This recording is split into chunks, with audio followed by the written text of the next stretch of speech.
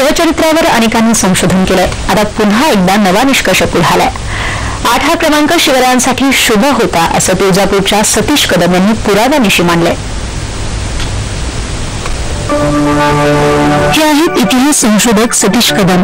ते तुळजापूरच्या शासकीय महाविद्यालयात इतिहासाचे प्राध्यापक म्हणून नोकरी करतात. शिवाजी महाराजांच्या चरित्राचा अभ्यास करताना काही ठळक बाबी त्यांना आढळून आल्या. शिवाजी महाराजांच्या जीवनात 8 हा अंक अनेक वेळा आल्याचं आणि तो शुभ ठरल्याचं त्यांनी सांगितलं.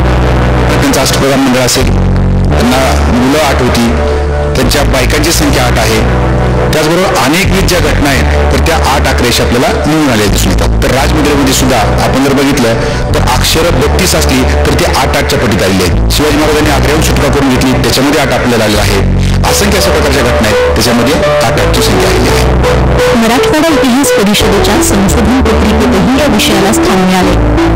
महाराष्ट्रामध्ये इतिहासामध्ये वेगळ्या अशा प्रकारचा कन्सेप्ट म्हणून त्याला लोकांनी अतिशय चांगला मला प्रतिसाद दिला.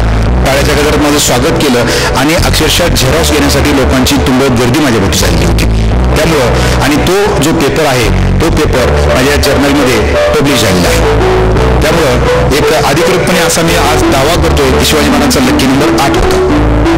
8 हा अंक शिवाजी महाराजांच्या जीवनात शुभ असो अथवा नसो, मात्र याने त्या नात्याने त्यांच्या जीवनात या अंकाने अनेक वेळा स्थान मिळवले.